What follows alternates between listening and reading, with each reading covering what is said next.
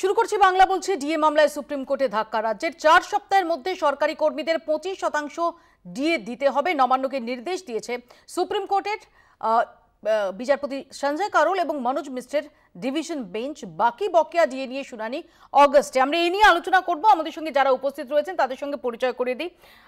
আমাদের সঙ্গে রয়েছেন বিজেপির পক্ষ থেকে জয়দীপ ভট্টাচার্য, রয়েছেন আমাদের মুখ্য রাজনৈতিক বিশ্লেষক জয়ন্ত ঘোষাল, রয়েছেন রাজনৈতিক বিশ্লেষক সুমন ভট্টাচার্য, আমাদের সঙ্গে রয়েছেন কংগ্রেসের পক্ষ থেকে চন্দন ঘোষ চৌধুরী, রয়েছেন আরএসপির পক্ষ থেকে মোহাম্মদ শফিউল্লাহ আলবার্ট এবং আমাদের সঙ্গে যোগ দেবেন প্রবীণ আইনজীবী আমজাদ আলী। আমি শুরুতে আপনাদের চোখ দেখাবো প্রতিবেদন।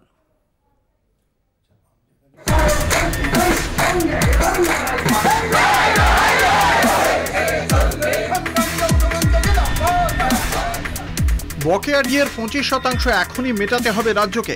শুক্রবার ডিএ মামলার অন্তর্বর্তী রায় নির্দেশ সুপ্রিম কোর্টের। নবান্নকে নির্দেশ সুপ্রিম কোর্টের বিচারপতি সঞ্জয় কারোল ও মনোজ মিশ্রার বেঞ্চের। আমরা এই মামলায় 6 বার জিতেছি, স্যাট এবং হাইকোর্ট মিলে। আজকে সর্বোচ্চ ন্যায়ালয় বলেছেন যে এটি এই এসএলপিটি রাজ্য সরকার করা এসএলপিটি আজকেই ডিসমিস করে দিত, কিন্তু যে এর একটা যেহেতু অল ইন্ডিয়া রেমিফিকেশন রয়েছে তাই শুনবে। কিন্তু এখন তাদের প্রথমে বলেছিল 50%, পরবর্তীতে আদালত নির্দেশ দেন যে না 25% তাদের ডিএ রিলিজ করতে। শুক্রবার ডিএ মামলার শুনানিতে সুপ্রিম কোর্টে রাজ্যের আইনজীবী অভিষেক মনু সিংভি জানান, এখনই বকেয়া ডিএর 25% দিতে হলে রাজ্যকে প্রায় 10,000 কোটি টাকা খরচ করতে হবে। এই বিরাট আর্থিক বোঝায় রাজ্যের মেরুদণ্ড ভেঙে যাবে বলে আশঙ্কা প্রকাশ তাঁর। কিন্তু আইনজীবীর আবেদনে সাড়া দেয়নি শীর্ষ আদালত। সুপ্রিম কোর্ট প্রথমে জানিয়েছিল বকেয়া ডিএর 50% দিয়ে দিতে হবে রাজ্যকে। এই মামলায় ট্রাইব্যুনাল কোর্ট, হাইকোর্টের ডিভিশন বেঞ্চ সব জায়গার রায় খতিয়ে দেখা হয়েছে। সব ক্ষেত্রেই ডিএর পক্ষে রায় দেওয়া হয়েছে। কিন্তু রাজ্যের তরফে আইনজীবী অভিষেক মনু সিংভি জানান, 50% বকেয়া ডিএ দেওয়া এখনই সম্ভব নয়, তাহলে রাজ্য চালানো যাবে না। তখন আদালত জানায় অন্তত 25% বকেয়া ডিএ 4 সপ্তাহের মধ্যে দিতেই হবে রাজ্য সরকারকে। সম্ভব অসম্ভব সেটা তো বিচার্য বিষয় নয়। এই সমস্ত কথা তো ওরা বলেছেন যে আমাদের টাকা দিতে পারবো না, কোমর ভেঙে যাবে। সরকারি কর্মচারী ন্যায্য পাওনা টাকা দিতে পারবো না বললে হবে না। যত অপচয়টা করেছেন তিনি, সে অপচয়ের হিসেব করে সেখান থেকে টাকা বার করবেন, বন্ধ করবেন এই অপচয়। এখন হাইকোর্টের রায়ে যা বলেছিল সেই রায় পর্যন্ত যা বকেয়া হয় তার 25% টাকা অবিলম্বে দিয়ে দিতে হবে।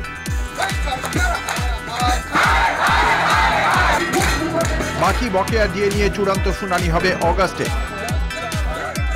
কলকাতা টিভি। আলোচনায় আসার আগে আমি একবার সরাসরি চলে যাব নিউজ রুমে। আমার সহকর্মী পীযূষ কান্তির নাগ সেখান থেকে আমাদের সঙ্গে রয়েছেন। পীযূষ, তুমি দীর্ঘদিন ধরে এই মামলার একদম শুরু থেকে তুমি এটাকে খুব মাইনিউটলি তুমি ফলো করে আসছো। যদি আজকে সুপ্রিম কোর্টের ডিভিশন বেঞ্চের যে নির্দেশ, ঠিক কিসের আধারে দাঁড়িয়ে এই নির্দেশ, যদি চুম্বকে আমাদের সামনে একটু তুলে ধরো প্লিজ। এই মামলাটি প্রথম হয় ট্রাইব্যুনালে, অর্থাৎ স্যাটে যখন প্রথম হয় এই মামলাটি কিন্তু প্রথমে যায় রাজ্য সরকারি কর্মচারীদের বিরুদ্ধে এবং পরবর্তীকালে সেটা কলকাতা হাইকোর্টে চ্যালেঞ্জ হয় এবং কলকাতা হাইকোর্টের ডিভিশন বেঞ্চ এই মামলাটিকে পুনর্বিবেচনার জন্য পাঠিয়ে দেন সরাসরি ট্রাইব্যুনালে এবং সেখানে এই রাজ্য সরকারি কর্মচারীদের পক্ষ থেকে সর্দার আমজাদ আলী তিনি তাদের হয়ে সম্পূর্ণভাবে সওয়াল করেন এবং পরবর্তীকালে সেই ট্রাইব্যুনালই নির্দেশ দেয় যে এই রাজ্য সরকারি কর্মচারীদের বকেয়া ডিএ অর্থাৎ মহার্ঘ ভাতা দিতে হবে। সেই রায়কেই আবার চ্যালেঞ্জ হয়ে কলকাতা হাইকোর্টে আসে এবং কলকাতা হাইকোর্টে তার বিচার প্রক্রিয়া চালান তৎকালীন বিচারপতি হরিশ ট্যান্ডন ও বিচারপতি রবীন্দ্রনাথ সামন্তের ডিভিশন বেঞ্চ। এই বেঞ্চ দীর্ঘ শুনানির পর জানিয়ে দেন যে রাজ্যের সরকারি কর্মচারীদের রোপা রুল মেনে এই বকেয়া মহার্ঘ ভাতা দিতে হবে। কিন্তু পরবর্তীকালে দেখা যায় যে নির্দিষ্ট সময়সীমা দেওয়া হয় সেই নির্দিষ্ট সময়সীমার মধ্যেই রাজ্যের পক্ষ থেকে ওই একই বেঞ্চে পুনর্বিবেচনার আবেদন জানানো হয়। সেই পুনর্বিবেচনার আবেদনের শুনানির পর কিন্তু বিচারপতি হরিশ ট্যান্ডন ও বিচারপতি রবীন্দ্রনাথ সামন্তের ডিভিশন বেঞ্চ নির্দেশ দিয়েছিলেন যে এই তাদের পূর্ববর্তী রায় বহাল থাকবে এবং রাজ্য সরকারকে সেই মহার্ঘ ভাতা দিতে হবে এবং এরিয়ারগুলো ক্লিয়ার করতে হবে এবং নির্দিষ্ট রোপা রুল মেনে। সেই রায়কে চ্যালেঞ্জ জানিয়ে সুপ্রিম কোর্টে যায় রাজ্য সরকার এবং রাজ্যে প্রায় সুপ্রিম কোর্টে 18 বার এই মামলার শুনানির জন্য মুলতুবি হয়ে যায়। আজ সেই মামলার শুনানির জন্য গত সপ্তাহে এই সপ্তাহের প্রথমেই কিন্তু বিচারপতিরা জানিয়েছিলেন যে এই মামলার শুনানি শুক্রবারই হবে।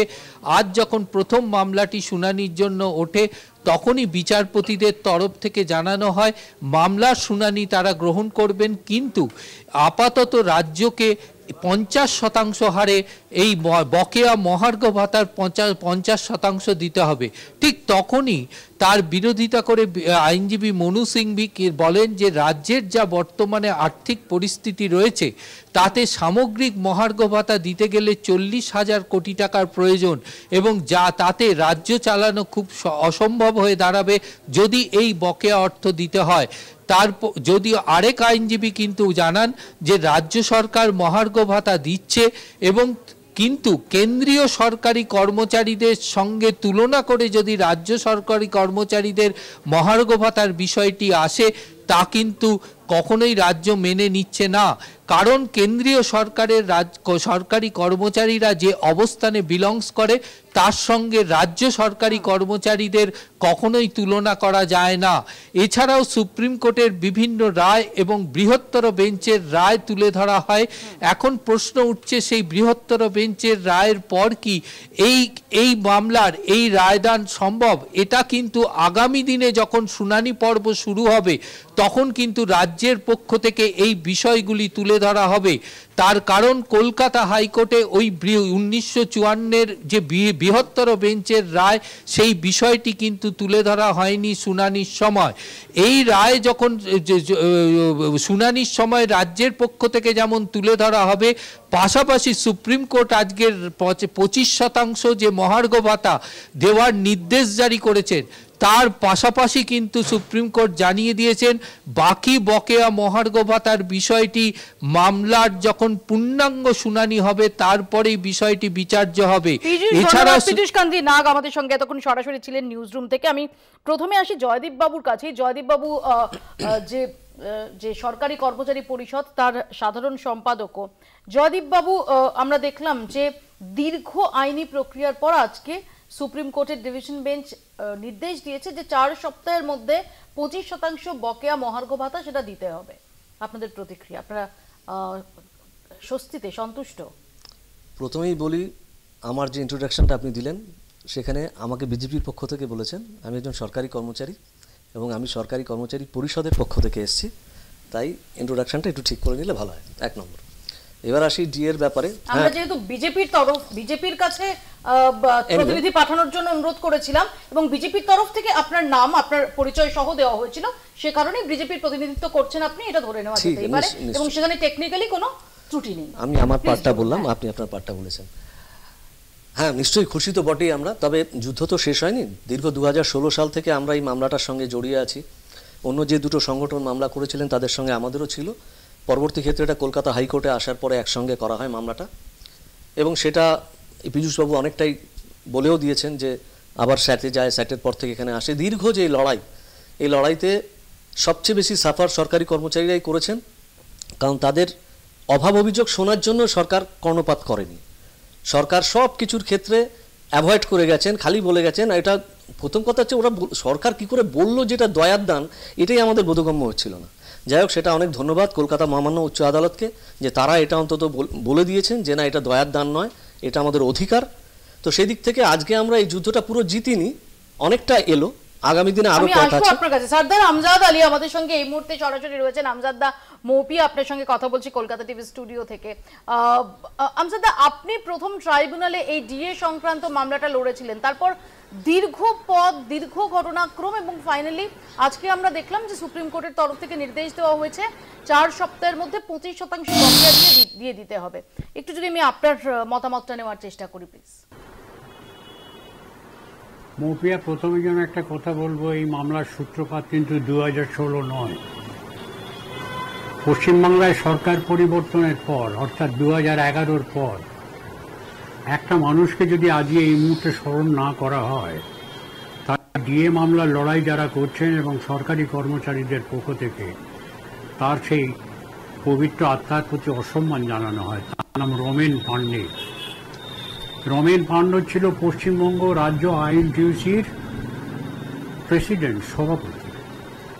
তিনি একটা ড্রাফট হাতে করে একদিন সকালবেলা আমার বাড়িতে এসে উপস্থিত হয়ে বললেন, আমজাদদা, এই মামলাটা আপনাকে করতে হবে। সেটা কি না, রাজ্য সরকারের কর্মচারী যারা, তারা ডিএ পেতে বাধ্য এবং সরকার ডিএ দিতে বাধ্য, কিন্তু সেটা দেয়া হচ্ছে না। এটা আমরা পেতে বাধ্য কি বাধ্য নয়, দিতে বাধ্য কি বাধ্য নয়, এই প্রসঙ্গটা নিয়ে একটা মামলা আপনাকে করতে হবে। সেই রমেন পাণ্ডে আজ আমাদের মধ্যে নেই।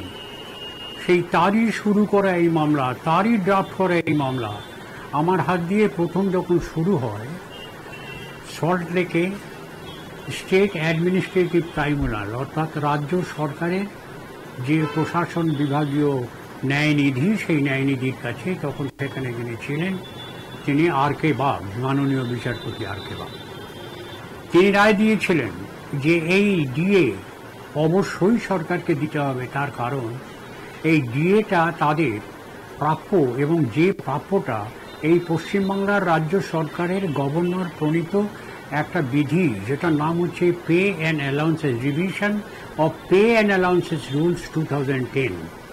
সেখানে রাজ্য সরকার নিজে স্বীকার করেছে যে কেন্দ্রীয় সরকারের কর্মচারীরা যে হারে ডিএ পায়, আমি রাজ্য সরকারের কর্মচারীদের সেই হারে আমি দিয়ে দেব। এইটা ছিল 2010-এর revision of pay and allowances রুলসের এইটা আইন। সুতরাং রাজ্য সরকারের পক্ষে আজকে মাননীয় সুপ্রিম কোর্টের কাছে বিশ্ববিশ্রুত একজন আইনজ্ঞ, যিনি মামলা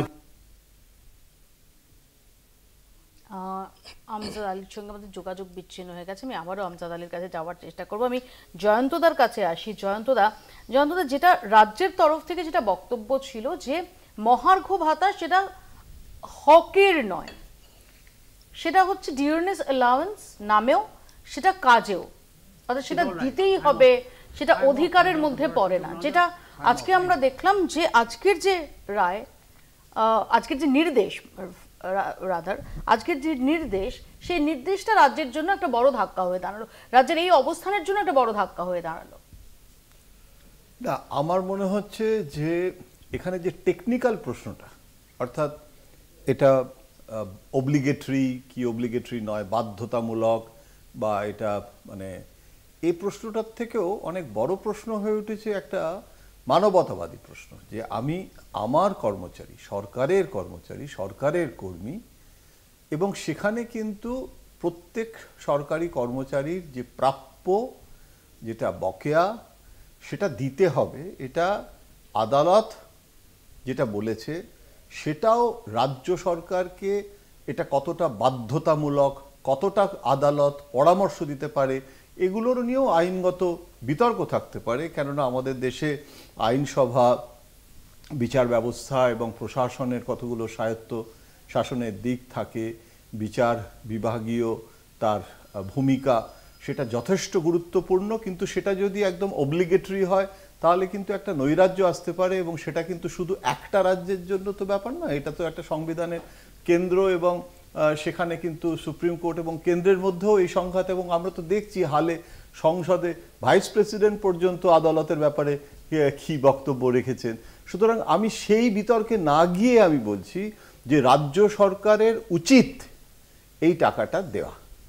এবারে এখানে একটাই শুধু বিষয়, আমি তাকে বলছি যে দিতে হবে, কিন্তু কতগুলো একটা সরকার চালাতে গেলে তার কতগুলো অগ্রাধিকার থাকে, এবং সেখানে কিন্তু কোন কাজটা মানে সে করবে এবং সে করবে না, তার মানে কিন্তু এই নয় যে উন্নয়নমুখী সমস্ত কাজকর্ম বন্ধ করে দিয়ে রাস্তাঘাট, পানীয় জল, সমস্ত যেটা রুটি কাপড়া মকানের যে কর্মসূচি, এখন এটা একটা সরকারের তার নিজস্ব অগ্রাধিকার থাকে। কিন্তু কেন্দ্র এবং রাজ্য এই যে ডিএ নিয়ে যে বিবাদটাতে, এখানে আমার একটা প্রাথমিকভাবে মনে হয় যে আমরা তো অখণ্ড ভারতের কথা বলি, এবং অখণ্ড ভারতে কিন্তু সরকার একটাই আসলে সংবিধানে। এটা মমতার সরকার বা মোদির সরকার এইভাবে যদি ডিএর প্রেক্ষিতে দেখি এবং এটাকেও যদি আমরা একটা বিজেপি এবং তৃণমূলের প্রিজমে দেখি, তাহলে বোধহয় একটা মস্ত বড় অন্যায় হয় সরকারি কর্মচারীদের প্রতিও। কেননা এটা কিন্তু কেন্দ্র এবং রাজ্য, এটা একটা ফেডারেল স্ট্রাকচার, এবং রাজ্যের যে অর্থনীতি এবং কেন্দ্রের যে অর্থনীতি তার মধ্যেও কিন্তু সবসময় সুষম অবস্থা নেই। অনেকগুলো বিষয় বিতর্ক আছে। ফাইন্যান্স কমিশনের কাছে তো একটা বিরাট রেকমেন্ডেশন আছে পুরো কর কাঠামোর পুনর্বিন্যাস নিয়ে।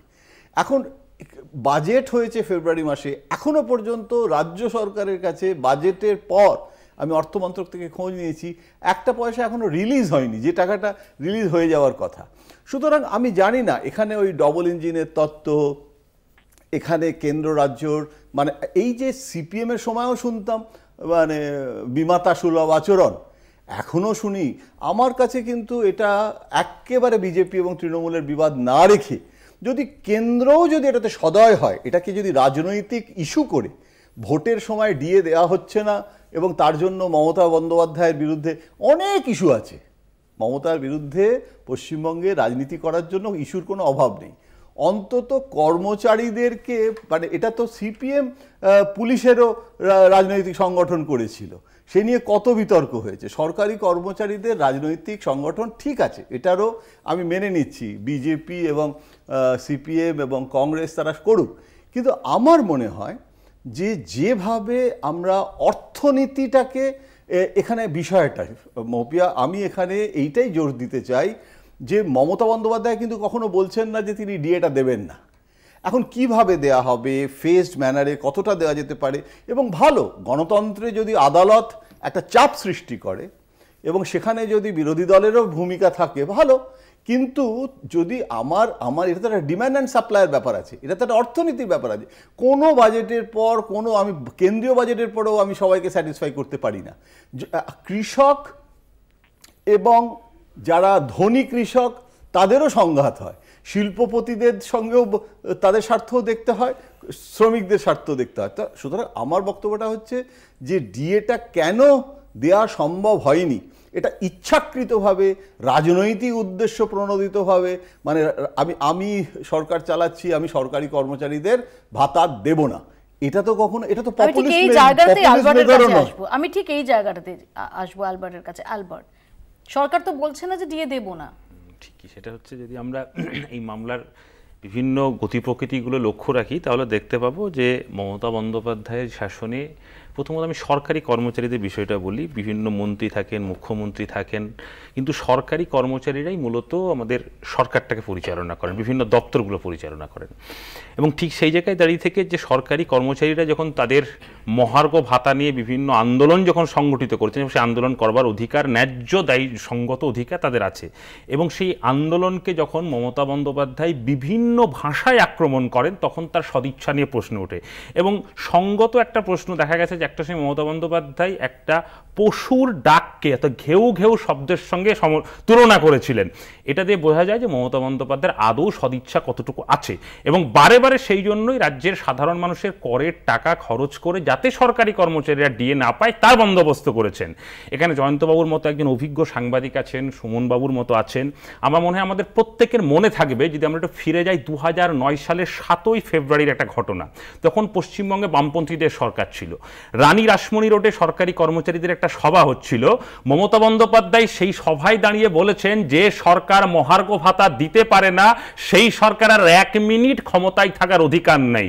মমতা বন্দ্যোপাধ্যায় তিনি কি আজকে সেই 2009 সালে যে কথা বলেছিলেন সেটা কি তিনি মনে রেখেছেন, এবং সেই মনে রেখে নিজের বলা কথা মনে রেখে আজকে কি তিনি সেই দায় পালন করবেন? সুমনদার কাছে আসবো। সুমনদা, সরকারের প্রায়োরিটির দিকটা সেটা ডেফিনেটলি খুব গুরুত্বপূর্ণ, আবার একই সঙ্গে সরকারি কর্মচারী যারা, এবং এই যে বক্তব্যটা যে সরকারি কর্মচারীদের মহার্ঘ ভাতা সেটা হক নাকি সেটা সরকার দেব মনে করলে দেবে, খুশি হয়ে দেবে, বা সেটা দেওয়াও যেতে পারে, না দেওয়া যেতে পারে, এখানে অন্তত আজকের নির্দেশের পর দেখা যাচ্ছে যে হকের দিকটা সেটা অ্যাডভান্টেজের জায়গা, অর্থাৎ সেটাই কার্যত মান্যতা পেল। দেখুন, প্রথমত ভারতবর্ষ বা রাজনীতি তো সবসময় দর্শনের দিক থেকে চলে। আজকের দিনটা লেফট এবং কংগ্রেসের দিন, কেন আমি বললাম বিজেপির দিন নয়, কিন্তু কেন বললাম সেটা পরে দিয়ে বলছি। দেখুন, লেফট এবং কংগ্রেস যে দর্শনের দিক থেকে থাকে, সেই দর্শনের দিক থেকে সরকারি কর্মচারীদের এই হকটা আদায় করা তাদের জন্য গুরুত্বপূর্ণ ছিল। এবার মমতা বন্দ্যোপাধ্যায় যে রাজনীতিটা করেন তাতে তিনি মনে করেন যে সরকারি কর্মচারীদের জন্য আমি খরচটা না করে আমি যে বেনিফিশিয়ারি পলিটিক্সটা করি তার জন্য এটা খরচ করব। এটা দুটো পলিটিক্সের দর্শনের বিষয়। এবার মমতা বন্দ্যোপাধ্যায়কে যদি দুটোই ব্যালেন্স করতে হয়, অর্থাৎ আমি বেনিফিশিয়ারি পলিটিক্সটাকে সামনে রাখবো, আবার আমি সরকারি কর্মচারীদের, যেটা আপনি শব্দ ব্যবহার করলেন, হকটাকে পূরণ করব, তাহলে ওনাকে এটা ব্যালেন্স করতে হবে। এবার আমি কেন বললাম এটা বিজেপির জন্য গুরুত্বপূর্ণ নয়?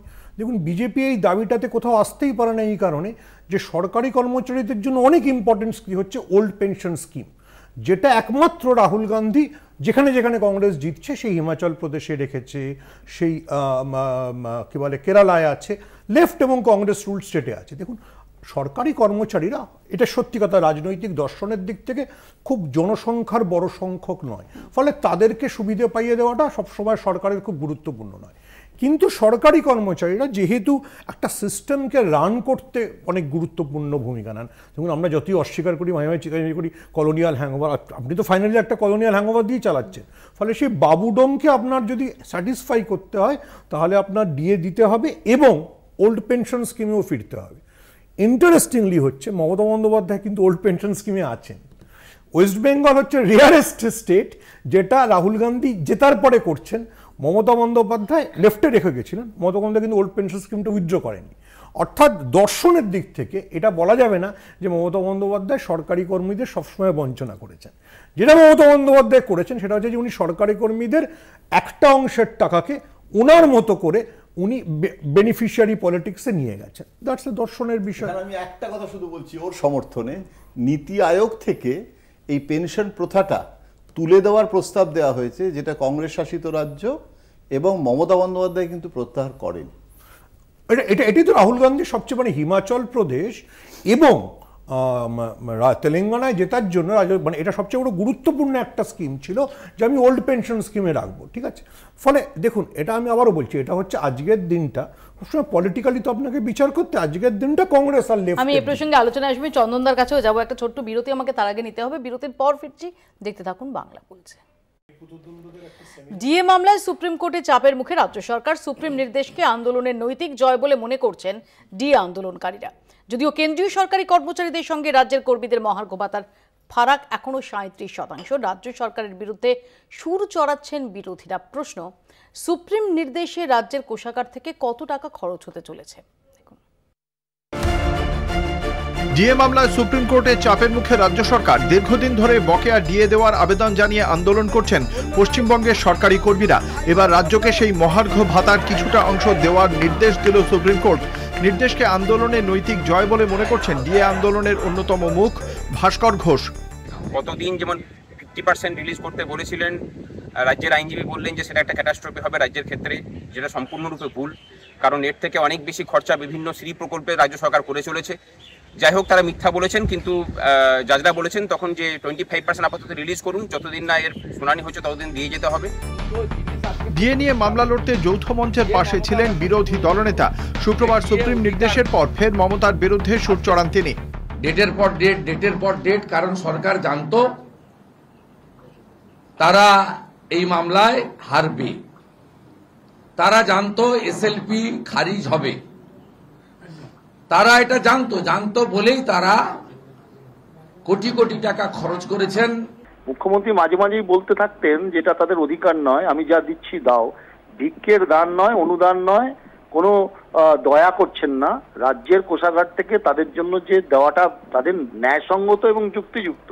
সরকারি কর্মচারীদের নাভিশ্বাস উঠতে বসেছে, তার কারণ রিটেল প্রাইস ইন্ডেক্স, নিত্য প্রয়োজনীয় জিনিসের দাম এই রাজ্যে গগনচুম্বী অন্যান্য রাজ্যের তুলনায়।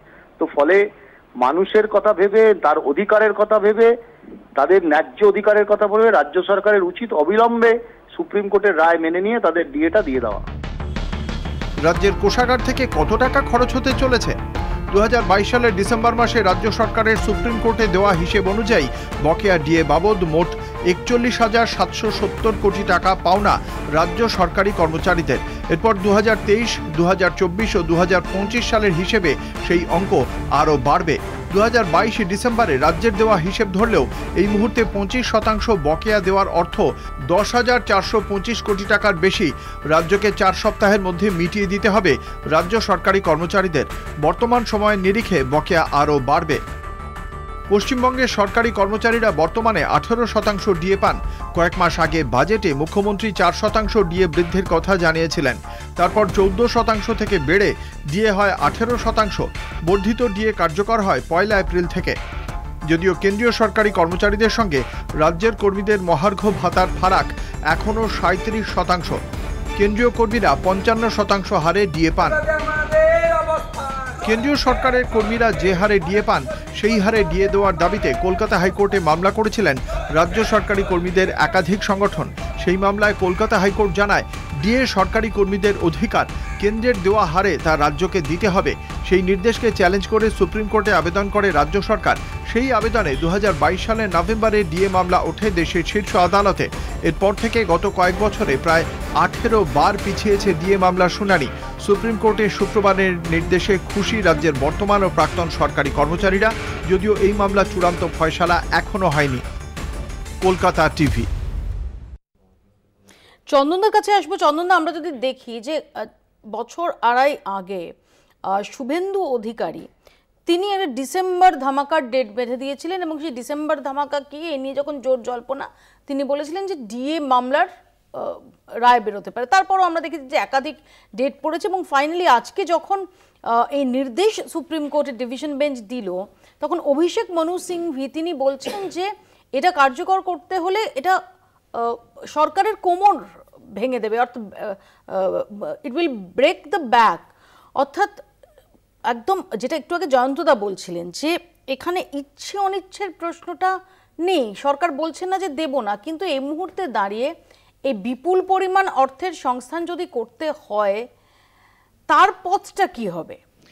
দেখো মৌপিয়া, এতগুলো কথা প্রত্যেকটা বক্তার এবং মন্তব্য শোনার পরে ইনফ্যাক্ট সুচিন্তিত একটা জিনিস কিন্তু পরিষ্কার, সেটা হচ্ছে যে আমরা পরিষ্কারভাবে বুঝতে পারছি যে যেখানে আমরা ফিনান্সিয়াল ম্যানেজমেন্ট অফ দ্য স্টেটের কথা বলি, জয়ন্তদা যেটা বলতে চাইছিলেন এটা গভর্নমেন্ট, এটা সেন্ট্রাল গভর্নমেন্টের প্রিজম বা রাজ্য গভর্নমেন্টের প্রিজমে দেখা হবে না। আমি বারবার যেটা বলতে চাই, ফিনান্স একটা কনকারেন্স লিস্ট, এবং শুধু তাই না, রাজ্য সরকারকে অ্যাবসলিউট পাওয়ার ইনভেস্ট করে দেওয়া, যেখানে রাজ্য সরকার তার ফিনান্স ম্যানেজমেন্ট করবেন, বাজেট ম্যানেজমেন্ট করবেন, ফিসকাল ম্যানেজমেন্ট করবেন, এবং সেক্ষেত্রে কি কি ফেলিওর, এবং সেই ফেলিওরগুলোকে সামনে রাখলে তুমি কিন্তু পরিষ্কার দেখতে পারবে যে এর মধ্যে একটা চক্রান্তমূলক রাজনীতি হয়েছে, এখানে কোনো কিন্তু নেই। তার কারণ হচ্ছে ডিএ নিয়ে বিভিন্ন প্রমিসেস করা হয়েছে। আমরা বুঝতে পারছি যে বিভিন্ন ওয়েলফেয়ার স্কিমসে যে টাকাগুলো বরাদ্দ করা হয় এবং অনেক সময় হেডলেস, আমরা যেটাকে বলি হেডলেস অ্যাকাউন্ট, সেখানেও হয়তো অন্তর্বর্তীকালীন বিভিন্ন চ্যারিটি করা হয়েছে, এবং আলটিমেট অ্যাকাউন্টিংয়ের ক্ষেত্রে গিয়ে বলা হচ্ছে যে আমরা এই ডিএ দিতে পারছি না। মানে আমি তোমাকে যেটা বলতে চাইছি সেটা ইন্টারেস্টিং ফ্যাক্টটা হচ্ছে যে তুমি যদি দেখো যে আমাদের এন্টায়ার রেভিনিউ রিসিট, যেটাকে আমরা সবসময় মনে করি যে দ্যাট ইজ আ ওয়ে, যেটা ফিনান্স ম্যানেজমেন্টের একটা বড় পার্ট জিডিপির জন্য দরকার, সেখানে কিন্তু আমরা দেখতে পাচ্ছি প্রায় 56% যেটা স্যালারি, পেনশন বা ইত্যাদি স্কিমে বেরিয়ে যায়। তার উপরে আজকের নির্দেশে তার চাপটা আরও বাড়বে, সম্ভবত ওটা 61%-এ দাঁড়াবে। তো একটা রেভিনিউ রিসিট যেটা করা হয়, অর্থাৎ যেখানে রাজস্ব আদায়, তার যদি প্রায় 60% বা 61% বেরিয়ে যায় এই ধরনের স্কিমে, তাহলে কিন্তু আলটিমেটলি রাজ্যের কোষাগারে আরও চাপ পড়বে। দেখো প্রজেক্টেড, আমি একটা জায়গাতে বিশেষভাবে বলি, কারণ আমরা একটু বুঝে নিই যে ইন্ডিপেন্ডেন্ট স্টেট ফিনান্স ম্যানেজমেন্টটা তো সেটা করতে হবে। আমাদের অর্থমন্ত্রী আছেন, আমাদের মন্ত্রক আছেন, আমাদের মুখ্যমন্ত্রী আছেন, এবং তার সাথে কেন্দ্র অবশ্যই বহু টাকা ছাড়েনি, আমরাও দাবি করেছি। কিন্তু একটা জিনিস বুঝতে হবে, ঠিক এই মুহূর্তে দাঁড়িয়ে আমাদের রাজ্যের উধারি যে ডেফিসিট, দ্যাট ইজ 7,06,000 এবং দ্যাট ইজ পেগিং আপ, যেটা হতে পারে আগামী এতে প্রায় 7,76,000 কোটি টাকা। মানে আমাকে বুঝতে হবে যে স্টেট কফারের ওপর কি ধরনের চাপ পড়বে, এবং দীর্ঘদিন ধরে এটাকে মিসম্যানেজ করতে করতে আজকে কিন্তু এই অবস্থায় এসে পৌঁছেছি। আমরা সবাই প্রার্থনা করি, সকলেই প্রার্থনা করি যে এটা একটা প্যারিটি আসুক, কেন্দ্র রাজ্যের এত ডিফারেন্স থাকবে কেন। অ্যাট দি সেম টাইম বুঝতে হবে কি কি কারণে আজকে এইরকম জায়গাতে এসে দাঁড়ালো, এবং স্টেট কফার থেকে বারবার কেস লড়বার জন্য যে টাকাটা ব্যয় হচ্ছে, আলটিমেটলি আমরা সরকারি কর্মচারীদের বিরুদ্ধে সরকার লড়ছে, একটা অদ্ভুত সিকোয়েন্স তৈরি করছে, যেটা কিন্তু কনফিডেন্স থিওরি অফ ইকোনমির। আমি এখানে একটু জয়দীপ বাবুর মতামত নিয়ে নিই। জয়দীপ বাবু, দেখুন একটা অদ্ভুত রকমের মানে কি বলবো, এই প্ল্যানিংটা কেন হচ্ছে জানি না। সরকারি কর্মচারীরা ডিএ চাইছে বলে একটা প্রচার মতো চালিয়ে দেওয়া হচ্ছে যে সরকারি কর্মচারীদের ডিএ দিলে বোধহয় সামাজিক প্রকল্পগুলো বন্ধ হয়ে যাবে, অর্থাৎ সমাজের আমরা একটা শত্রু হয়ে যাবে। কিন্তু প্রথমেই বলে রাখি, সরকারি কর্মচারীরা না সরকারের শত্রু আর না সমাজের শত্রু। সরকারি কর্মচারীরা ডিএটা চাইছে কারণ সেটা তাদের অধিকার। আপনারা সরকারের সমস্যা দেখছেন, সরকারি কর্মচারীদের বাড়ির সমস্যাগুলো দেখছেন না, এটা কেন? আর দ্বিতীয় কথা, এই কর্মক্ষেত্রে পে কমিশন যখন হয়, এখানে আমার থেকে প্রাজ্ঞ সবাই আছেন, তারা জানেন পে কমিশন করার উদ্দেশ্যই কিন্তু যাতে ব্রেন ড্রেনটা না হয়, সরকারি পদগুলোতে যাতে যোগ্য ব্যক্তিরা চাকরির জন্য অ্যাপ্লাই করেন আসেন। আজকে যদি এখানে ইনকাম কম থাকে, ডিএ না পাওয়া যায়, আপনি বলুন না আপনার এলাকার বিডিও সাহেব WBCS এর প্রথম তালিকার লোকটি আসবে না তৃতীয় তালিকার লোকটি আসবে? আপনার সরকারি হাসপাতালের ডাক্তারবাবু যদি তৃতীয় সারির ডাক্তার হন, কারণ প্রথম সারির ছেলেরা, মেধাবী ছেলেরা এই কম পয়সায় কেন চাকরি করবে? তাদের তো সংসার চালাতে হবে। এই বিষয়গুলো সোসাইটির বিষয়, এতে প্রত্যক্ষভাবে সোসাইটি মানে তাদের স্বার্থ বিরোধী কাজ হচ্ছে। তো এই জন্য সরকারি কর্মচারীদেরকে সমাজের একই সঙ্গে এটা যখন বলছেন, আমি সরকারি কর্মচারীদের প্রতি সমস্ত শ্রদ্ধা রেখে বলছি, আপনি যেমন বলছেন যে যদি তারা ডিএনএস অ্যালাউন্স না পান, আবার আপনি যে অপশনসের কথা বলছেন যে তারা সরকারি চাকরিতে আসবেন না অন্য জায়গায় যাবেন, তারা যদি অন্য জায়গায় যান সেখানে কিন্তু তারা সেই সুবিধা পাবেন না। এখনো পর্যন্ত সরকারি কর্মচারীদের বিরুদ্ধে ইনফ্যাক্ট একটা অভিযোগ বিভিন্ন সময় রয়েছে, তাদের সময়ানুবর্তিতা নিয়ে প্রশ্ন রয়েছে। সরকারি চাকরিতে যে হারে ছুটি পাওয়া যায় সেটা অন্য কোনো সেক্টরে পাওয়া যায় বলে আমাদের জানা নেই। দেখুন, তার মানে আপনি ছুটিটা নট অনলি ছুটি, আরো অনেক কিছু, যে আপনি যেহেতু বলছেন যে একজন কেন আসবে, আপনি যদি শুধুমাত্র সেটা, আপনি যদি ত্রুটির কথা বলেন, সময় মতো অফিসে ছুটি না, ছুটির কথা বলছি, যেটা আপনি বলেন অ্যাটেন্ডেন্সের ব্যাপার, যে সময় মতো যায় না, দেরি করে যায়, এইগুলো দেখার দায়িত্ব তো সরকারি। আমরা তো সরকারকে কখনো বলিনি যে আপনারা এগুলোর ব্যাপারে করা হবে না, হন না। আর ছুটি কে চেয়েছে? এত ছুটি কে চেয়েছে বলুন তো? ছুটি হলে পরে সরকারি কর্মচারী হিসাবে আমি বলছি, আজকের ফাইলটা পড়ে থাকলে আমাকে কালকে দুটো ফাইল করতে হয়। তো এই চাপটা সরকারি কর্মচারীদের উপর পড়ছে কেন? আমরা তো চাইছেন এই এক্সট্রা ছুটি কেন দিচ্ছেন? তাহলে তো দেখা যাবে ভারতবর্ষে এরকম প্রচুর মানুষ আছেন, হাজার হাজার মানুষ, 365 দিনে সবাইকে এক এক করে ছুটি দেওয়া যাবে, সারাদিন অফিসে ঘুরবে না। এটা বিষয় নয়। আর বিষয় হচ্ছে যে সরকারি কর্মচারীদের ডিএটা যে আপনি আমার এই বাংলা সরকারি যারা নাকি দিল্লিতে আছেন, বঙ্গভবনে বা চেন্নাইতে আছেন, তারা পাচ্ছেন, অথচ আমরা পাচ্ছি না। কারণটা কি? এই সরকার তাদের দিচ্ছে। আর সরকারি কেন্দ্রীয় সরকারের কর্মচারী যারা এখানে আছেন তারাও তো আমার মতোই একই বাজার থেকে মাছ কিনছেন, ডাল কিনছেন, আলু কিনছেন। তো আমরা যে, আপনারা যদি বলেন পশ্চিমবাংলায় আমরা সব সস্তায় পাচ্ছি, তারাও পাচ্ছেন, তাহলে তো সেই হিসেব অনুযায়ী কেন্দ্রীয় সরকারেরও তাদেরকে দিয়ে না দেওয়া উচিত, যে না তোমরা পশ্চিমবঙ্গে আছো, পশ্চিমবঙ্গের রাজ্য সরকারের অনুযায়ী দিয়ে না।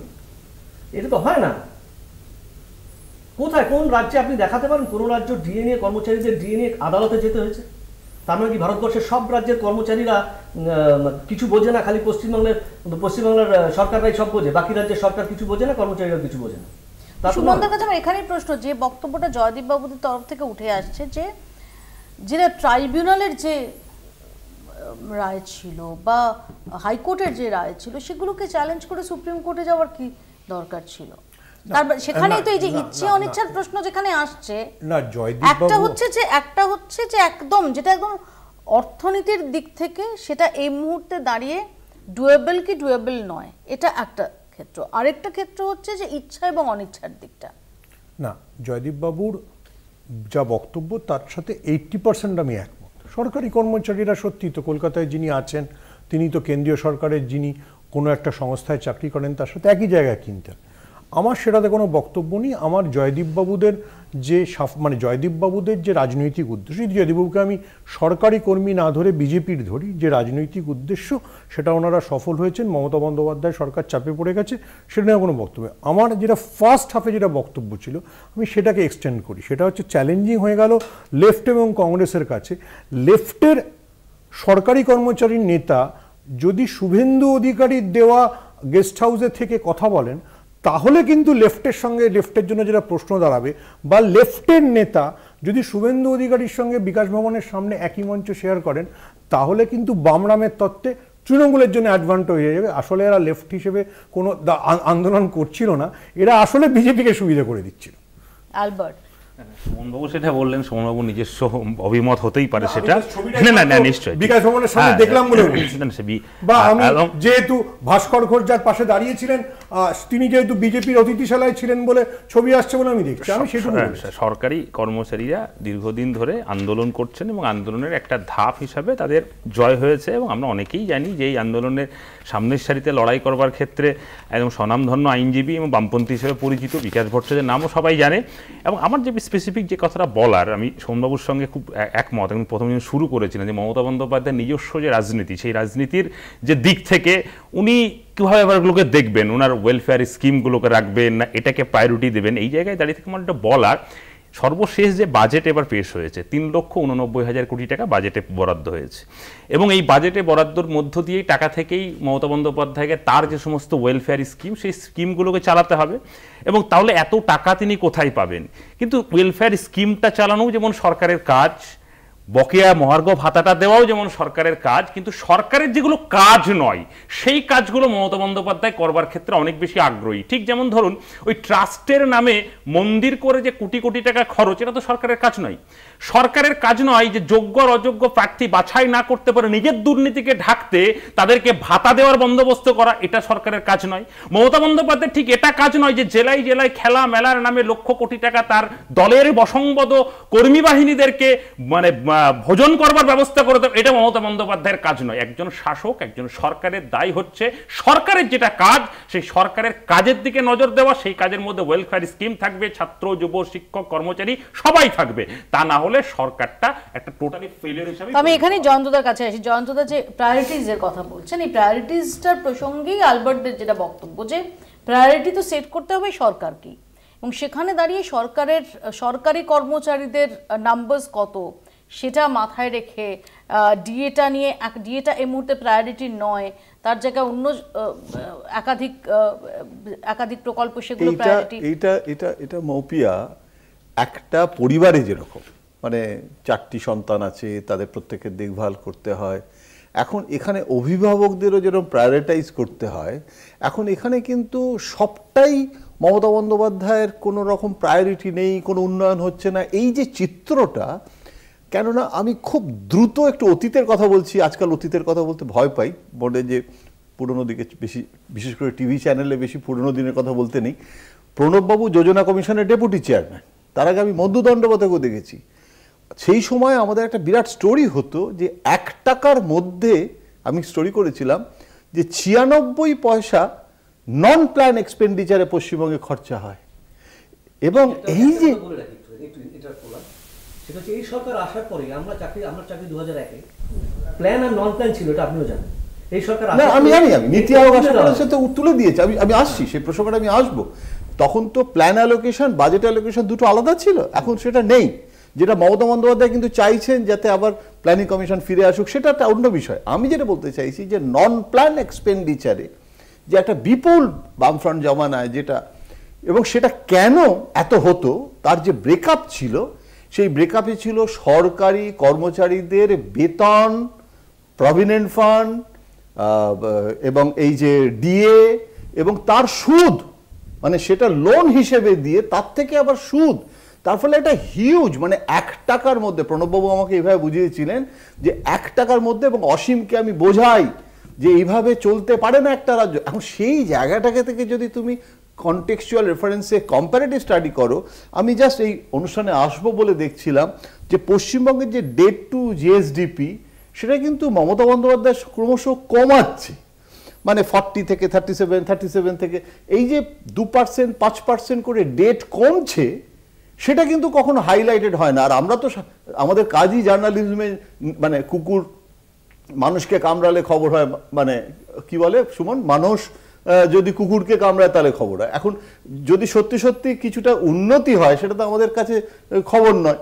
এখন কথাটা হচ্ছে যে এই যে একটা ফাস্টেস্ট গ্রোথ হচ্ছে সেটা তো আমরা দেখি না। এখন এই যে আর্থিক সংকটের মধ্যে আমি সরকারি কর্মচারীদের এটা দেওয়ার বিরুদ্ধে নই, কিন্তু তোমাকে কিন্তু টোটাল প্রায়োরিটাইজেশনটার জন্য একটা এটা খুব কঠিন কাজ, মানে এটাকে কতটা দেব, কিভাবে দেব, তার কতটা এটা, এবং সুপ্রিম কোর্টও কিন্তু আজকে জাজমেন্ট, ফাইনাল জাজমেন্ট নয়, এবার যে এভিডেভিটটা দিতে হবে সেই এভিডেভিটে কিন্তু রাজ্য সরকার, আমি আজকে এখানে এটা আসবো বলে খোঁজ নিচ্ছিলাম যে রাজ্য সরকার যে এভিডেভিটটা তৈরি করছে তাতে কমিট করবে যে আমরা দেব, এবং সেইটা কিভাবে দেব, কতটা দেব সেটা করে আগস্ট মাসে, ডেট কি বলেছে, ডেট বোধহয় বলেনি, পরের শুনানি, এখন সেই শুনানিতে ওই এভিডেভিটটা প্লেস করে একটা অ্যাকশন প্ল্যান, তার মানে এটা কিন্তু রাজ্য সরকার দিচ্ছে না, দেবে না, এটা বলে একটা রাজনীতি করাটা আলাদা কথা, সেটা আমার আলোচনার বিষয়ই নয়, রাজনীতি যারা করতে চায় নিশ্চয়ই করবে, কিন্তু এটাতে মমতা বন্দ্যোপাধ্যায় এটা একটু কেষ্টব্যাটাই চোর হয়ে যাচ্ছে। খুব সংক্ষেপে চন্দনদার কাছ থেকে 30 সেকেন্ডে চন্দনদা। না এটা সংক্ষেপেই বলার, তার কারণ হচ্ছে যে একটা জিনিস বুঝতে হবে, যে আমি বিশেষত জয়ন্তদা যে কথাটা বললেন খুব স্বাভাবিক, একটা জিনিস বুঝতে হবে যে মানি কনসেন্ট্রেশন, উনি যেটা বললেন 1 টাকায় 96 পয়সা, এট দি সেম টাইম আমরা যে মুহূর্তে দাঁড়িয়ে আছি সেটা একটা ভোলাটাইল পলিটিক্যাল এবং ইকোনমিক সিচুয়েশন স্টেটে, এটা নিয়ে অস্বীকার করে লাভ নেই, তার মধ্যে কারাপ্ট মানিটাও এর মধ্যে আছে, এটা অস্বীকার করব না। দ্বিতীয় প্রশ্নটা, আমি দীর্ঘ আলোচনার সময় নেই, আমি সুমনকেও একটি কথা বলতে চাই, সেটা হলো তুমি আমাকে প্রশ্ন করেছিলেন আজকে BJP Suvendu Adhikari, spring board politician Suvendu Adhikari, খুব সিম্পল, উনি সবসময় কোনো ঘটনার পরিপ্রেক্ষিতে তার নিজস্ব বিচারণ করেন, যেটা তুমি বলেছিলেন ডিসেম্বর বিপ্লব, বাস্তব আমরা এখানেও আলোচনা করেছি, কিন্তু একটা ঘটনা প্রাপ্য পেল কি পেল না, সুপ্রিম কোর্ট তো একটা সাবলাইম ডিসিশন নিয়েছেন, এবং সেই ডিসিশনটা কিভাবে ইমপ্লিমেন্ট করা, আমরা বিরোধিতার জায়গা যাচ্ছি না, আমরা সপক্ষে জায়গায় যাচ্ছি না, আমাদের প্রপোজাল সরকার স্টেট ফিনান্স ম্যানেজমেন্টের ক্ষেত্রে কি কি করছেন, কি কি ফেলিওর, কি কি রিকভার করতে পারেন, কারণ সরকারি কর্মচারীদেরও যেমন বঞ্চনার প্রয়োজন নেই, তেমন সাধারণ মানুষের স্কিমগুলোরও বঞ্চনার প্রয়োজন নেই, কিন্তু দেখতে হবে এই ব্যালেন্স ইকোনমিটা রাখতে পারছেন কিনা, it is a lesson, it is a আমাদের সময় একদম শেষ, এই মুহূর্তে দাঁড়িয়ে আজকে সুপ্রিম কোর্টের যে নির্দেশ সেটা রাজ্যের জন্য অর্থনৈতিকভাবে একটা ধাক্কা, এটা বলার অপেক্ষা রাখে না, এখন কিভাবে তার কি ওয়ে আউট বেরোবে, এবং যে নির্দেশ সুপ্রিম কোর্টের তরফ থেকে দেওয়া হয়েছে যে 4 সপ্তাহের মধ্যে 25% বকেয়া সেটা দিতে হবে সরকারি কর্মচারীদের, তারই বা সেই অর্থের সংস্থান কিভাবে হয়, কিভাবে এই ব্যালেন্সের জায়গাটা সেটা সরকার করে, সেদিকে আমাদের নজর থাকবে। আপাতত বাংলা বলছে এখানেই শেষ করছি, দেখতে থাকুন কলকাতা টিভি।